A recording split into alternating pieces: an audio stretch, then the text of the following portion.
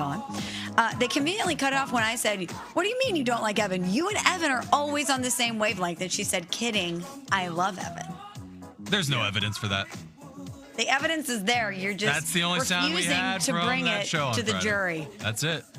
That's all there was. Speaking of, I have jury duty this week. What? Uh-huh. Wow. Yeah, well, it's nice that you remember. Wow. Okay. I'm nervous about it. Does she know? Hold on. I'm going to out some balls. Oh, my God. She drove me nuts with this, Nuno. So, hold on. So, I send every Friday, I send out a schedule. And one person looks at it? Yeah, no. So I know where I need to be. So, Michelle. No, you don't. So, on that schedule, Canty, I put Michelle Thursday 6 to 8 because she has jury duty. So, she's going to come in, do the first 2 hours, and then she's going to leave. She texted me on Friday being like, you only have me on the schedule from 6 to 8 on Thursday. Why is that? Am I being replaced? Because Evan texted me being like, oh, you're leaving early on Thursday. I was like, no, I'm not. No, Per the schedule, you are. Heard the schedule. No. And I was like- Go back even further. I texted her, holy wow, do you have first take on Thursday? I was like ready to do this big congrats. Because normally if you leave at 8 or you like do You're going half to the host show. something. Yeah. Yeah. When I went to GMA, there's always something else. No big deal. Yeah, I'm here. Anyway, so I texted her ready to do the big congrats. She goes, I'm leaving? And that's when she communicated with Nuno. What? And Nuno had to tell her that she had jury duty. I totally forgot. So I could have been held in contempt of court if I didn't show up. Nuno, you should have just Could have been left. arrested. Not Could have been great. wanted on the streets of New York City. And then I followed up and say, well, I'm going to retract my congrats because I'm not congratulating you for jury duty. No. I had the congrats No. ready for first take. I hope I don't get picked. I'm exactly the type of person they would pick. They can look in my eyes and know I love justice. Do you have a game plan on how to disqualify yourself once you get there? So I don't know if I should reveal this. I don't think so. Well, I'll tell you what happened. He said, I don't think you should do this. I'll tell you what happened prior. I don't think that's something you want to And share I with the world. love my duties. I love serving the government. But anyway, so they... What was that? Because I'm about to say how I'm trying to get out of this. So I got called originally during football season, which Okay. obviously You can't is do just it. not going to happen Yeah. for us. So I called my friend who's a lawyer. I'm like, how do I get out of this? For my job, we need to be there. And he was like, just tell me you work in the media. They don't want people in the media sitting on the jury. And I was like, yeah, good call. So I show up that day. I'm like, hey, I'm in the media. I can't do this. And the woman looks at me. She goes, honey, this is New York City. Everybody's got something. We can reschedule, but you're not getting out of it. And I was like, okay, well, I guess I can do it after February. And she's like, okay, we'll see you in February. Man, and they didn't waste no They time. didn't care. And I got the summons, so I got to go. So no first take. No first take, jury duty instead. Okay. All right, Smalls. Always on top of it there. Anyway, Yeah, thank you thanks, for the Kimberly. reminder. Really appreciate the shout out. So let me just understand something because it was reported yesterday that Rich McKay, who's still on the competition committee, formerly of the Falcons, said that he's not anticipating any kind of massive rule changes at all in the NFL this year. Quote, there's no team proposal that I've seen from it, so I would envision it, but you never know. This is in relation to the Tush Push. So they're not going to ban the Tush Push after all. There's no proposal on the table reportedly for it.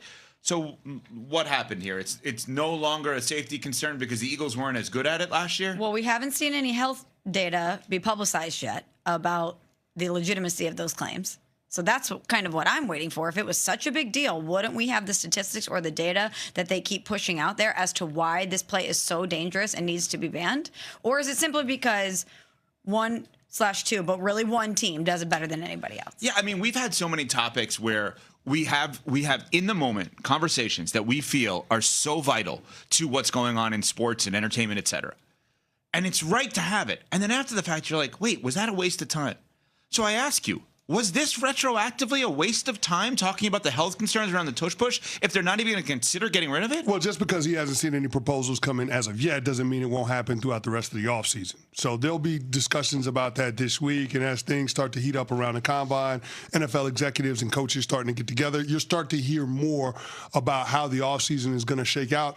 I will promise you this is not the last time we hear about the potential push to ban the Tush Push, no pun intended, because the reality is that the commissioner, Roger Goodell, doesn't want it in the sport. And we've seen time and time again, beyond just the injury concerns, there is a concern when it comes to the overall entertainment value being impacted, but then also the play is hard to officiate. We've seen time and time again players jumping off sides, players lining up off sides, players, being able to go before the ball is getting, there's been so much around not being able to officiate the play because the referees can't see it. I think that ultimately ends up putting this play in the position where the NFL is considering actually banning it. And remember, the vote last year, you're only talking about a couple votes shy of it being banned last year. So there's still an appetite to move on from the play. I just think that we haven't heard about it because we haven't seen a proposal put out there. And quite frankly, the team that does it the best was irrelevant after the first round of the playoffs. See, that's the part of this that bothers me. Because Cam Pratt, one of our producers, CP3, put notes together for us on this, okay? NFL saw more tush pushes in 2025 than in 2024. The Eagles and Bills led the league in attempts. The conversion rate was lower in 2025 as teams made a first down on almost 77% of the attempts. Now, tush push conversion by year. It's gone down every year. 2022, 92%. This is the Eagles specifically. 2023, 87%. 2024, 83%. Last year, below 70%. This makes me, as average, everyday fan, consumer, in my case, in our case, media members, think because it's not as successful, we don't have to worry about it anymore. That's the perception that it comes off giving me. Well, no, I don't think it's that simple. I don't want to be reductive in that way. I think the reality is that when it's out of sight, it's out of mind. Mm-hmm. And the teams that do it the best, or the teams that do it the most, the Eagles and the Bills, when it came to the championship rounds, were nowhere to be found this year. When you look at the Final Four, they weren't in it. So I think that's why it doesn't feel like there's this big groundswell of outrage, one side or the other when it comes to whether or not to allow the play to continue. And so I do think that as we move into the offseason, this will be a conversation that is had when it comes to the powers that be. And it could be a scenario where we actually see the NFL get the 24 votes that it needs in order to ban the play. Because I contend that it's not a football play. It's a rugby-style play. It's a scrum. The officials don't know how to officiate it. And when it comes to the overall entertainment value, it detracts from the sport. So that's what I believe. I think they should go back to doing the regular quarterback sneak. And if you're not good at that, then do something else in short yardage situations.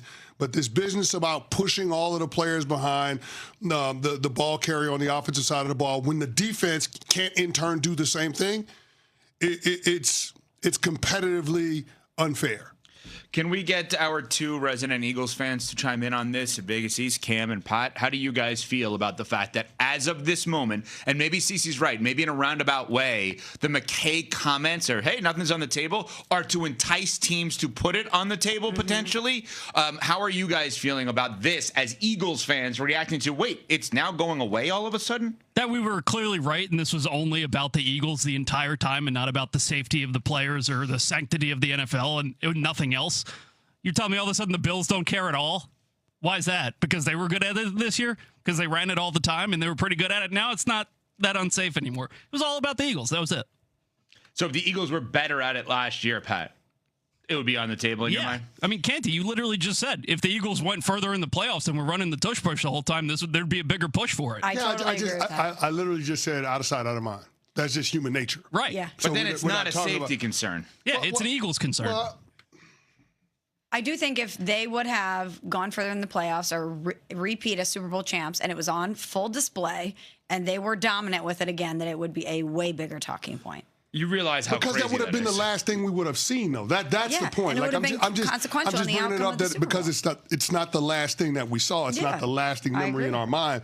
But I still don't think it takes away from the fact that it detracts from the entertainment value of the sport. I still don't think it undermines my argument that the officials can't officiate the play. And then, of course, the mechanics of it do raise a concern about a potential catastrophic injury happening. So, I mean, here's what I'll say. It's early in the offseason. We're just talking about February. The new league year doesn't start for 3 weeks. We've got some time. Let's see what ends up happening the rest of the offseason because, again, the commissioner of the sport does not want the play in the game. When Roger Goodell wants something, he usually acts on it, and he usually can get the support that he's looking for because the owners appreciate him in his role. So I think we're going to be moving to a place at some point in the next couple of months where we're talking about the Tush Push proposal and it potentially being banned back on the table. All right, coming up. Can he shake it off from last year? And will his